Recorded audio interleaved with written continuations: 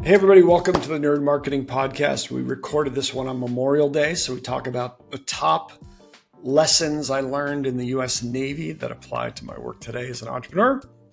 And we talk about our life regrets. As a 53-year-old entrepreneur married with kids, like, what am I regretting right now in my life? Mike talks about the same thing.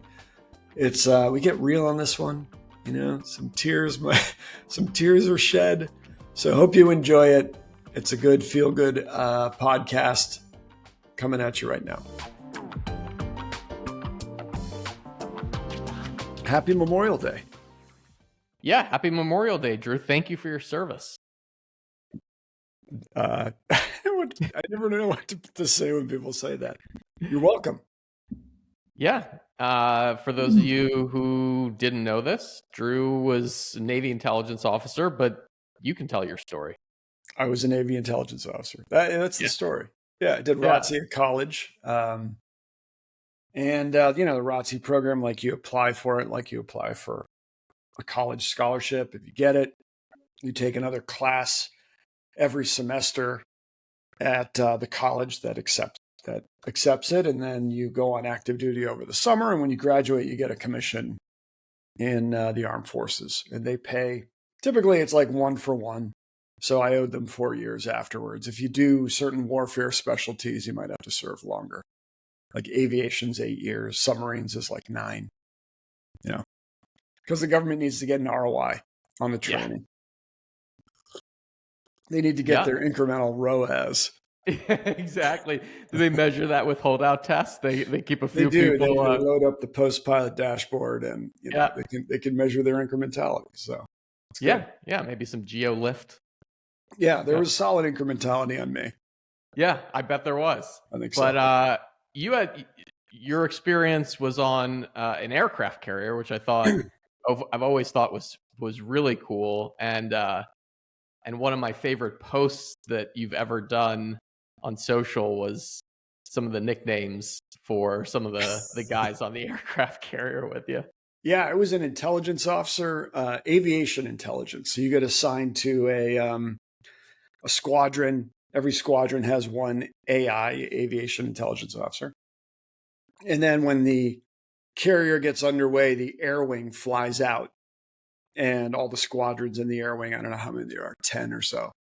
And the aviation intelligence officers then detach from the squadron and go and work in the carrier intelligence center with the other ones, with all the other intelligence operators on the ship.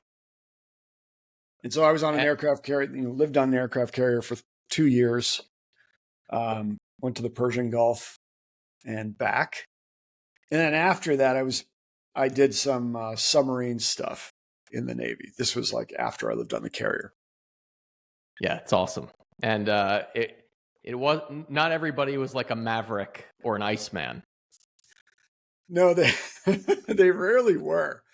Sometimes in the fighter squadrons, they had like the cool like Mav and Iceman, but more often than not, it was like you pinpointed something physical on someone that stood out. You wanted to make fun of. We had Reek, who had really bad BO. Tic Tac had bad breath.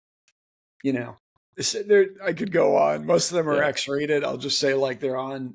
I don't know. Maybe I'll retweet that thread that I had from a while ago. The Highlander ejected 3 times.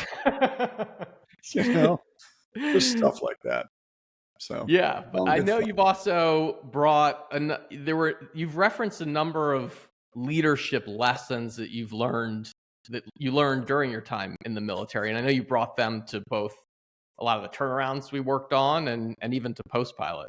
Yeah, this is you said you wanted to talk about this on Memorial Day, and it was kind of like, all right. I did a little thinking in research, and there are a lot of there's some posts out there about how the military gets you ready for business, for the corporate environment. I think at our company, it's been a little bit different because you probably know the things as well as I do. They're things we talk about all the time. Like the first thing that came to mind is we always talk about respecting the chain of command. Yep. And we've got a really high sensitivity. Maybe it was because I was in the military, but what does that mean is it's typically like everybody has one boss and only one boss, and it's unified. Like you can trace your boss to his or her boss to his or her boss all the way up to the CEO, and everybody sort of knows where they reside in the chain of command. And it seems kind of obvious, but I think the problems manifest in a startup, or if you're not like brought up with that sensitivity to a chain of command, you get a lot of like people jumping the chain of command. As you and I are the CEOs, but someone might come up to us, a very junior person at the company and ask for something and be like, well, you should have did you check with your manager? And you do that out of respect for the manager, because you've got to empower that manager to lead his or her team. So you can't disempower them by going direct to their direct reports, right? And then it's also, it makes a lot of sense for your employees, like not to have multiple bosses telling them often contradictory things. They've got one boss, one person they report to. So I think we've always had a good sensitivity to that, whether it's been from the military or not. But I know we've talked about it at our turnarounds, getting really clear on the chain of command. And we talk about it a lot here. Yeah. And it doesn't necessarily mean that we shut the door on people if they raise a concern and think that it's not being addressed by their manager, or it's urgent, or they have feedback or something like that. So I think there's a little bit of a balance between having, efficiency and speed in communication, and in some cases when somebody needs to escalate something, ensure it's getting escalated. But to your point, I think it's most prominent in ensuring that the team, again, you're not taking the authority away from the managers, and supporting them, and also not creating a situation where, again, people are likely to feel like they're getting pulled in multiple directions by multiple bosses. Right. So another thing I came up with is decisive and confident decision making. I think this probably, it's relevant to the whole military, but in particular to my job as an intelligence officer, is like you never have complete information. We'd be in the ship and we'd try to develop a tactical picture of what was going on in Iran or in China. Like, where are the surface-to-air missiles? Where are the surface-to-surface missiles? What's going on with the nuclear power plants? Whatever it was, like you try to develop a good picture, but you don't have 100% of the information. There's always ambiguity. There's always contradictory information. And I kind of think it's very similar to, in the old days, loading up Google Analytics. You're trying to figure out what's going on your website, or what your customers respond to. Like you're never gonna be hit over the head with like the exact answer with complete data. And you can't let that paralyze you. You still have to make a decision ultimately and be comfortable with that ambiguity and be like, you know what? Either we have a disagreement here or there's some ambiguity, and yet we're going to decide and commit. And we use that a lot at Postpilot. We talk about decide and commit. Pick a path. Yeah, I love that one. It reminds me also of the Amazon concept of the one-way versus two-way doors, and the level of sort of precision and analysis you should do for certain decisions is much less than other decisions. One-way door is something that you're pretty committed to if you make that decision. So you want to give it more rigor in terms of the decision-making process and analysis. Two-way door, you go through it, you don't like it, you walk back the other way and you reverse it. So yeah, I love this. The key is just making a decision, moving forward. Yep. And what's your third? Ownership. So ownership's a core value at Postpilot. But then I'm reminded of Jocko's book, Extreme Ownership. I just think in the military context, it means there's such an emphasis on delegation and how to delegate and when to delegate, and how you can delegate like the responsibility to do something to one of your subordinates, but you can't delegate, the fact that you're accountable for it, right? Like you are still responsible for getting XYZ done. You delegate it down to your team, but when you go, when it's when the project's due, you don't go to your boss and say like, oh, well, I delegated it down and they didn't get it done. It's like still on you to get it done. So sort of that delegation, holding people accountable. And that's really the way to train people to lead, is you give them full responsibility to do a project. You give them the resources to do it. You discuss a deadline and then hold them accountable to perform. I think the last one I had was adaptability and resilience. Okay. So, operating in like the Persian Gulf's very different from operating in the South Pacific. And that's on a ship. I can only imagine what, a SEAL team would experience in an urban environment versus a desert environment. You just got to be adaptable. You can't let it impact you. And I'm reminded of like one of our mentors, how he would, in the private equity world, would always tell us just to stay in the pocket. Yeah. And that's what kind of comes to mind is like the threats change. They change week to week. Tariffs are on now, tariffs are off. Now they're back on, or whatever they are today. What do you do as a CEO and a leader? And at the end of the day, like the more you just stay in the pocket, know what you can control, focus on what you can control, make the best decisions, don't completely lose your shit. You're doing okay, So adaptability and resilience, I think, is the last one. I love these. I've learned a lot from you and watching you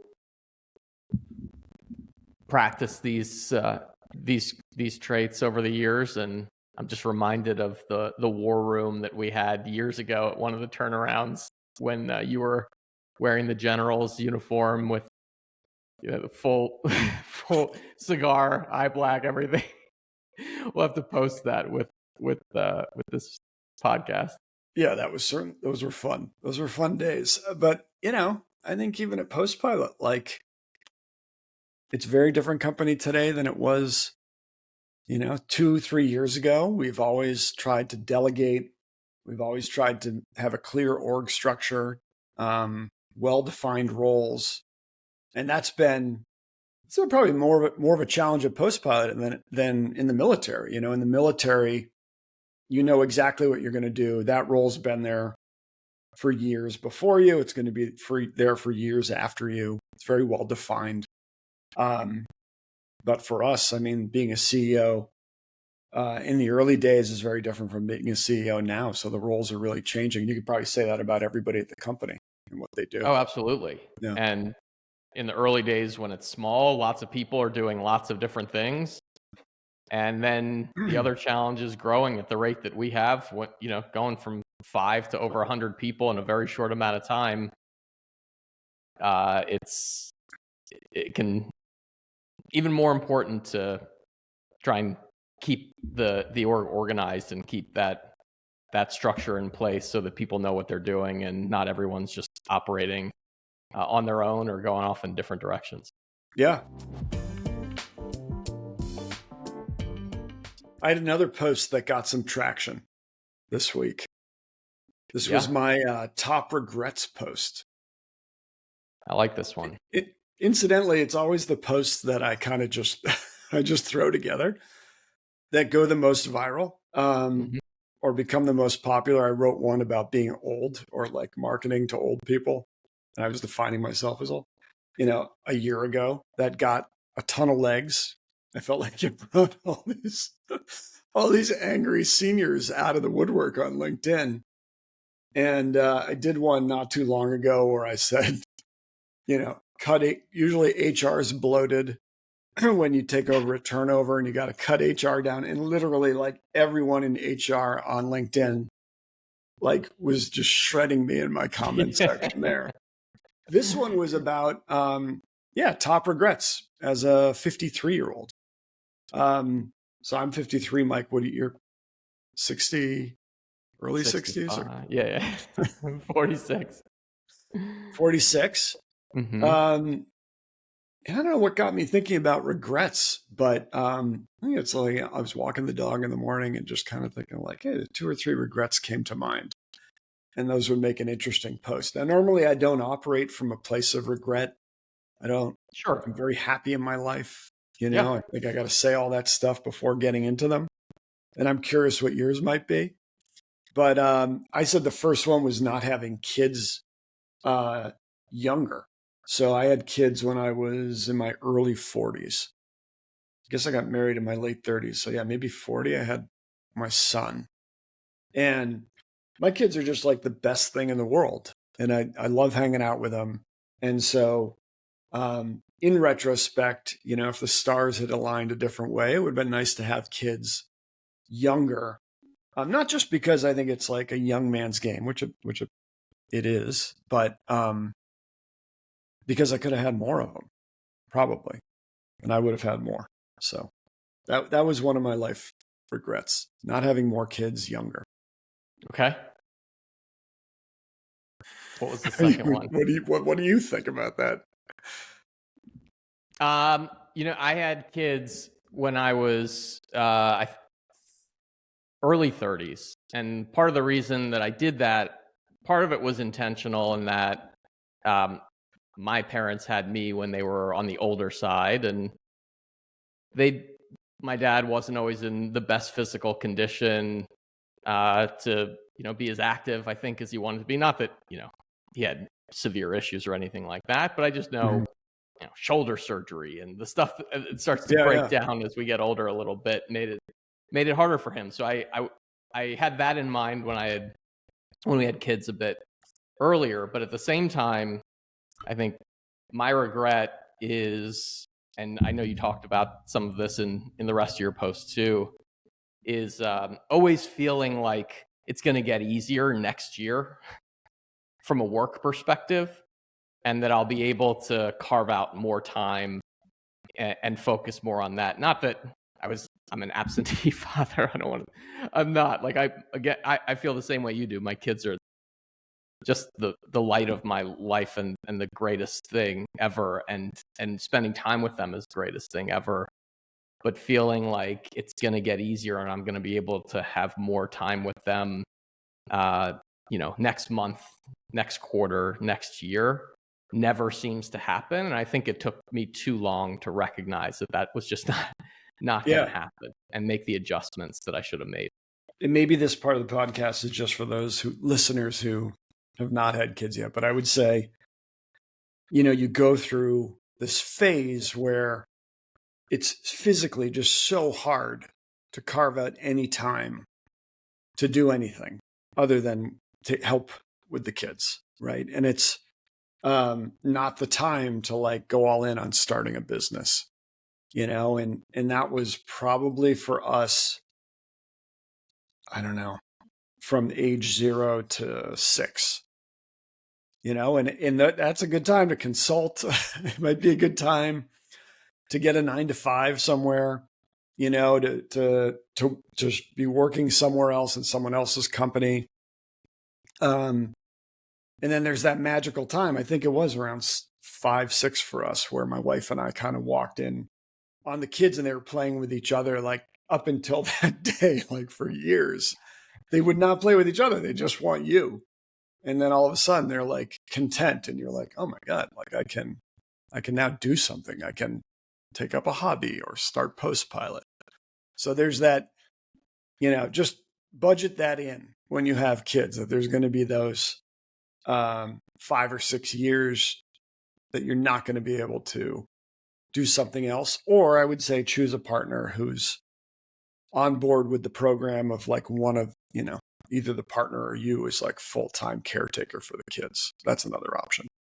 Yeah, fortunately, that's been my wife on our side. But again, just having that, I've heard this mentioned a lot. I don't remember where, but I think a lot of people say it's a shame that it tends to be, your peak income earning years tend to overlap with when your kids are still in the house and still actually interested in you and what you're doing.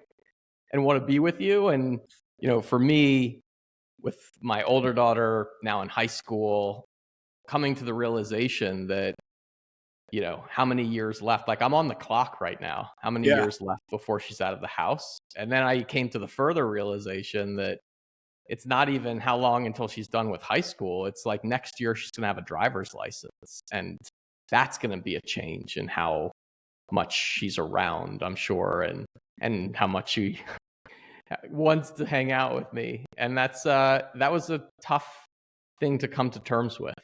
And I still struggle with that a lot. Yeah. Is she to the point where she's like, screw you, Dad? Not yet, but the eye rolls, the jokes aren't funny anymore. Yeah. Yeah.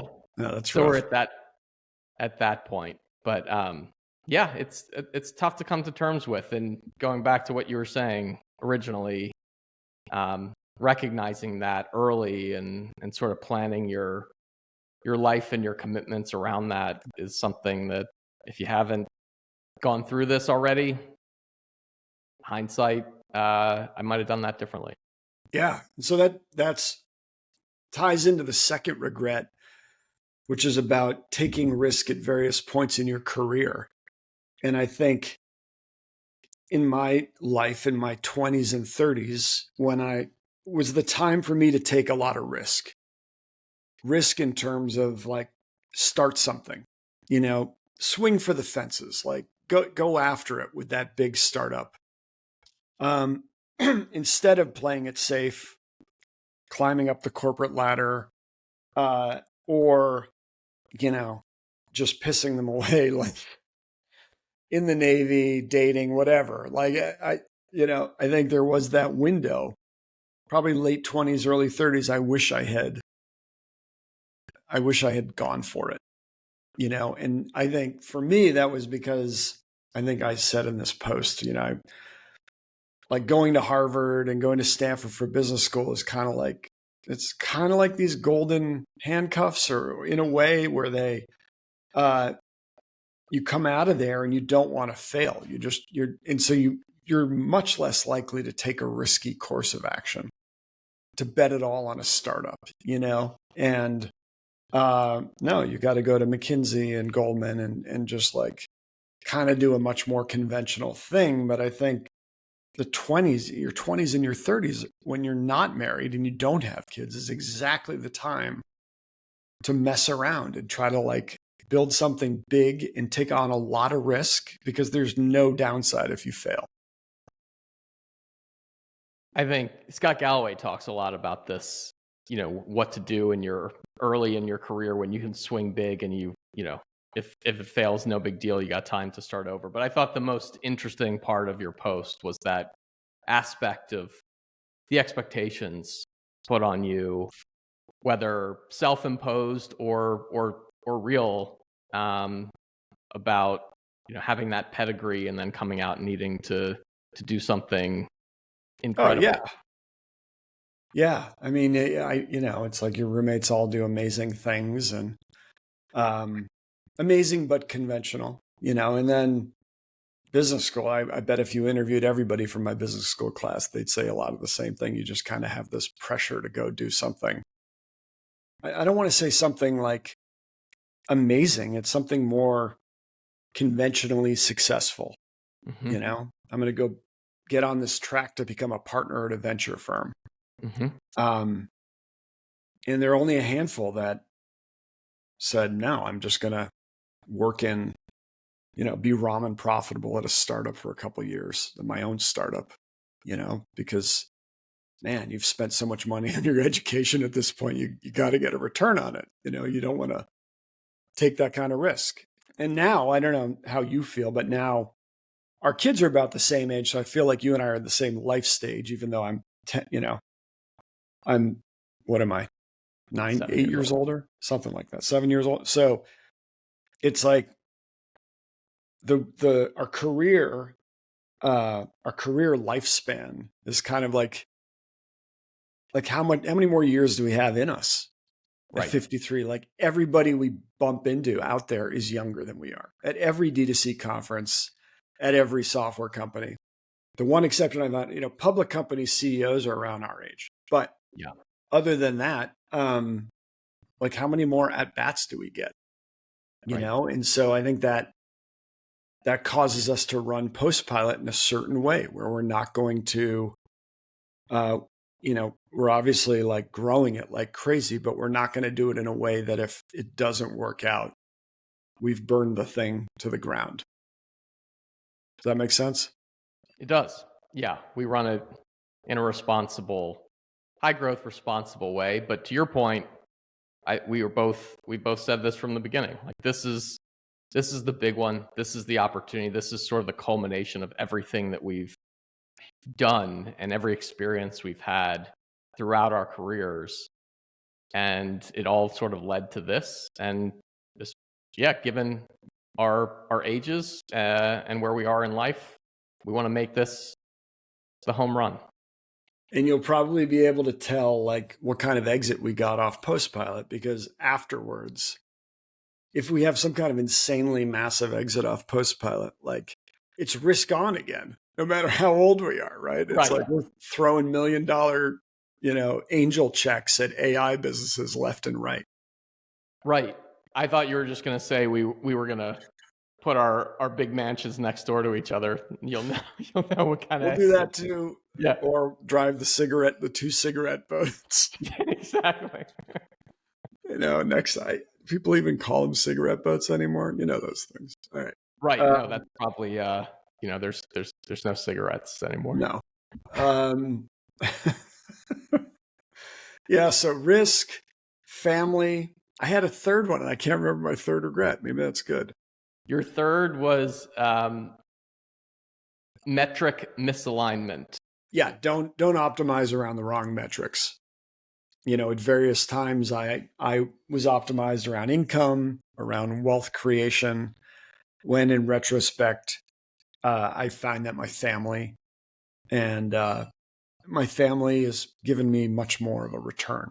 So I think it's a little bit of like, be careful what you optimize around. Yeah. And they say once you're past a certain point, the incremental happiness you get off certain levels of incremental wealth goes down significantly. Sure. Again, I don't know. Coming to that realization is hard. It is. I mean, I don't know. I think we're both kind of there. Like, I don't feel like I need to skimp on anything. I just like my needs are being taken care of. It's sort of. I'm certainly not optimized around the wealth metric anymore. I think we're. Oh, go ahead. No, are you? I think that no, that's not where my happiness resides. I do have just a general sense of pride and drive to sort of execute the vision that we have for the company. But wealth creation as a result of that is not the primary driver. I think it's more just the execution of the vision, going back to what we were talking before, knowing that this is the culmination of all of our decades of experience, making sure that this has the level of success that I think you and I imagine it should and can have, because I want to show that all of that work and experience and everything that we've learned over the years produces like the outcome that we want, and is a great outcome for our customers, our employees, and ourselves. I like it. Any other regrets? No, it caused me to think, and I'm glad you wrote that. But I think the main one was around, well, all of them were really around family and how to think about priorities, and I was glad that gave me an opportunity to do some of my own reflection. Well, a good thing for Memorial Day, Yep. Youth is kind of wasted on the young, as they say, Stain. You know, Totally. we had to do it all over again to be a little bit different, but happy where we are and very grateful. Happy to be partnered with you. I think we're doing a good job, and excited for the next year. So that's all I got on regrets.